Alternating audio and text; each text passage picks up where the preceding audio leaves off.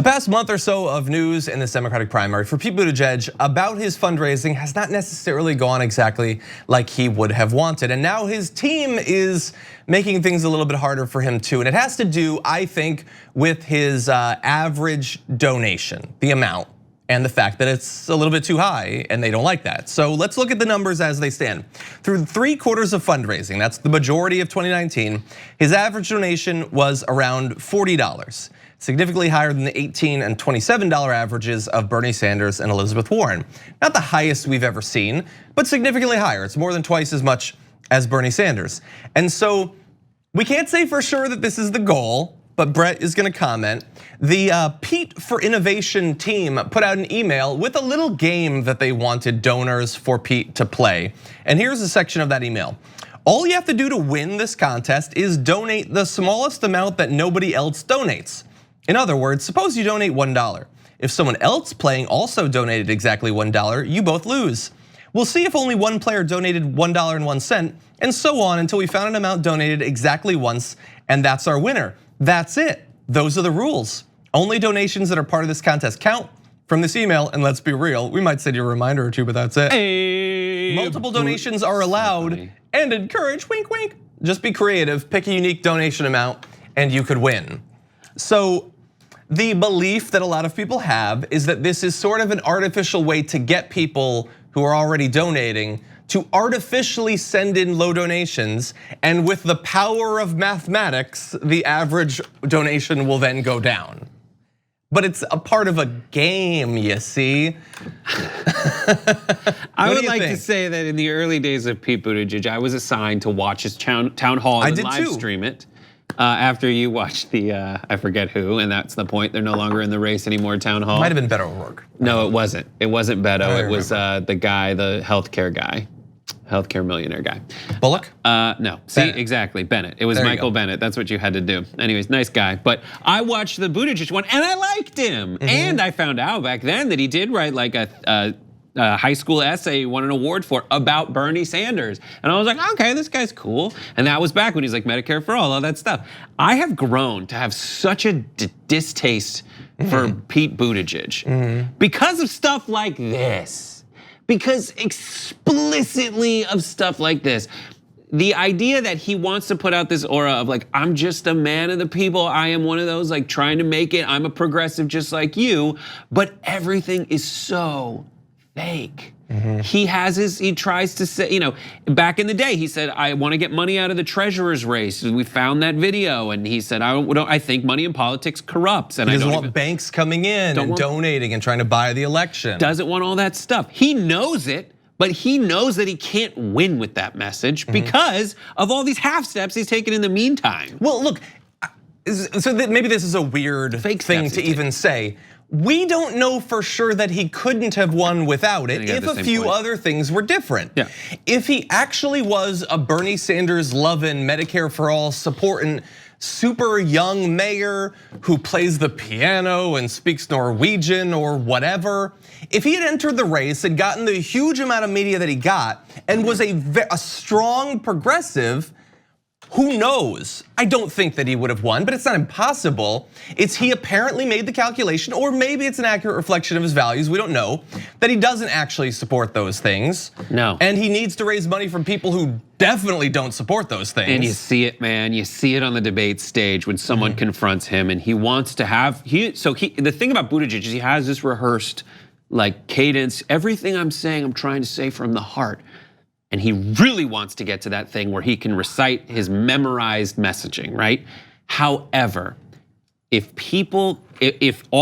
someone challenges him in the right way, you'll see him about to explode at the seams as he tries to pivot to that memorized thing. And this is that weird, fake, memorized thing he's trying to get to, which is I want to be able to say my average donation is smaller than other people's donations.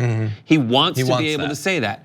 And he's willing to do whatever it takes to be able to say that. He had bad optics. He has bad optics on the wine cave, which was a brilliant messaging turn by Elizabeth Warren to call out the wine cave, and everybody who did, but to call out the wine cave. He wants to say that he's got all those pedigrees of the Bernie Bernie Sanderses, who have a subscription model that is brilliant. That is the actual brilliant way to get small dollar donations, which should be how our politics works. Is more people donate, you have that win. But in order to overcome the bad optics of having higher average donations, that something like this happens. And he doesn't realize that the optics on this are just as bad, if not worse, because he can't just say, I want everyone out there to give a small donation, to give whatever you can. He can't just say that because, as you said, he's already muddied the waters on what the hell this guy stands for by changing since we first met him, and we only met him 10 minutes ago. Imagine you're on a date with someone and they say, I'm a doctor, and then 10 minutes later, I'm a lawyer. Well, I watch lawyer shows on TV. That's where we're at with Pete Buttigieg.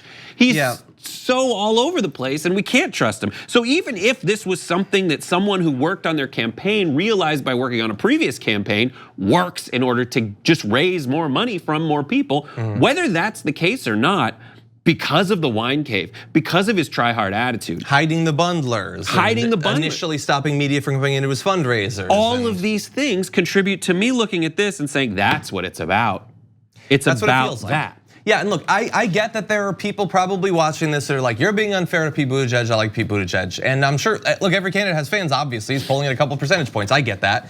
But we don't hide who we support, and we don't pretend to support people that we don't. That's like this thing that really bothers me in the media where I guess to get fans, you pretend to support candidates that you don't. I don't, okay?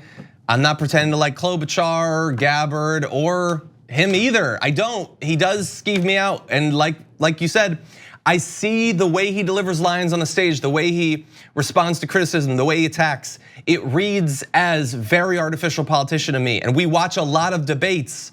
And yes, we acknowledge that we're biased. I don't know if you've officially endorsed someone. I have officially endorsed Bernie Sanders, so I get that I'm biased. But this is, like, if you are going to be super sketchy about one topic, don't have it be your fundraising and who you're making promises to and who is raising money for you, because that trickles out to literally everything else. And he has had one bad news story after another. Some are missteps from his team, but some are his issues. He has brought this on himself. Yeah, the only reason I can see to support Pete Buttigieg is if you're a socially, and I don't necessarily like everyone who says these things, but if you're a socially progressive person who wants a younger candidate, and you think that a quick change to Medicare for all will ruin the economy.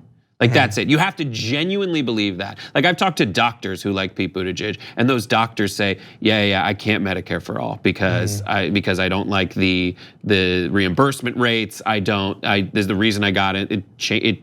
I don't think, looking at their interpretation of the medical system, that it is a good idea. Like you have to not like Medicare for all if you like Pete Buttigieg. That's the only earnest people I've seen. But even those people don't know much about him. I bring up did you know that that there are very few like people of color who support Pete Buttigieg, and maybe it's tied, like here, read some of our reporting on him.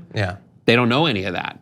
And so it's the low low people who don't pay that much attention to politics, who are literally in the medical industry and are benefiting from the system as it exists. And you'd have to be okay with the fact that he used to say that he was hardcore for Medicare for all. And live in California and New York,